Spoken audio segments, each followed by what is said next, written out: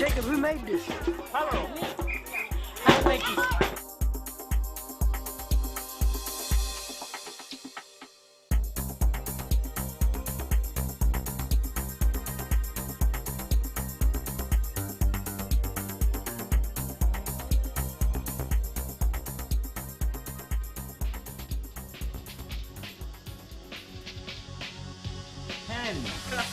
Nine, 8, 7, 6, 5, 4, 3, 2, 1.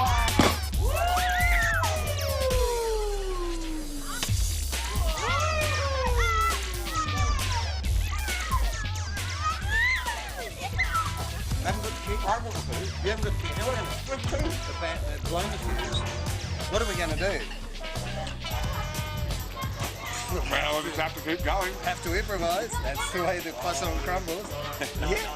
And there's no business like show business like no business I know. Everything about it is appealing. People have been talking about doing a circus here in the Pitjantjatjara lands or at Mututjulu and Imampa and possibly Docker River for some time now. We brought Mort and Matt to bring their circus skills, juggling and stilt walking and tightrope walking and pyramid building. It's been a successful project at Mututjulu this time. It's been part of a festival with fire and food. Mort and Matt are talking now about a circus that can involve all the kids, circus tents, travelling, and there's certainly some enthusiasm for that. Matt and Mort have been putting a lot of time into preparing their circus skills.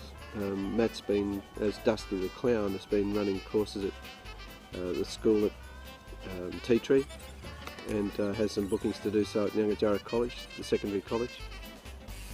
Certainly working with the community is the next step.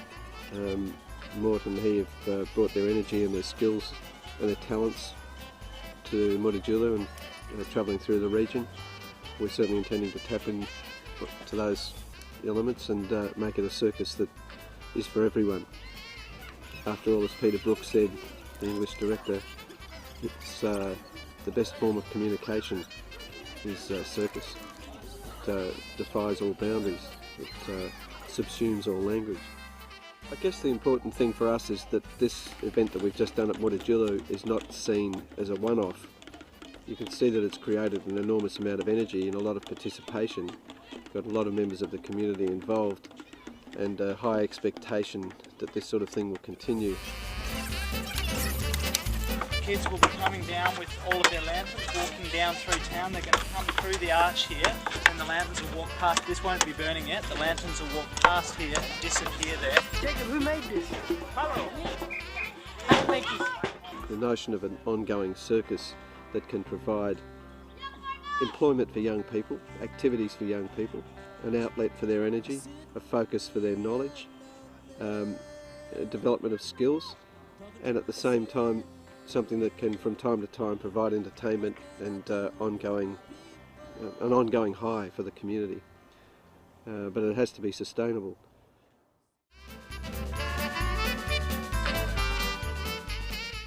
Young people, they've got the skills, they've got the talent, there's an energy here.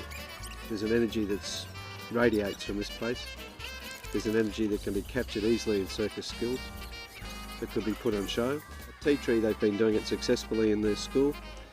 It's actually made the kids have an interest, particularly the boys, in other things like maths, science and other subjects once they get control of their bodies and can work as a team. They're good at comedy too. It's all part of the process of good circus. This would be the ideal place to have a circus, and I think people are delighted in the idea that we can have one here. We see circus as a complementary activity that would definitely have the young people involved at a very physical level. There's a need for more diversionary activity, and circus seems to be one of those things that has engaged the kids so far and has a potential to engage them in the long term. Perhaps it might help us to solve some of the problems of petrol sniffing and other substance abuse that are endemic in these communities, and would be a useful adjunct to the Longyard Corporation Regional Juvenile Diversion Program. You can see from the activity that's going on here, there's participation by the entire community in this event. Young people, old people, school children, men, women, even some of the petrol sniffers are spinning and dancing. It's the kind of activity that I think in the long term will be beneficial for everyone. The community would certainly benefit, and the young people might see it as an opportunity to get off some of the substances that they're abusing themselves with. So perhaps circus is the kind of solution that this community is really looking for. We're doing costings and feasibilities at the moment and working on a business plan. It's obviously not a cheap exercise to run a circus. There are salaries and wages and on-costs, and we certainly don't want to underpay anybody that's working in the communities.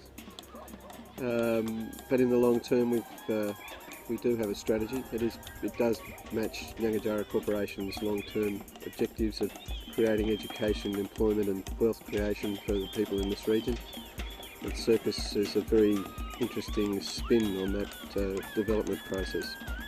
So we'll be developing a business plan in the very near future and looking to fund the process through government, local government and hopefully from foundations. And there is of course the prospect of money from bums on seats. If the circus goes where we think it will, then the prospect of it travelling and inspiring other communities and eventually paying its way is certainly on our mind.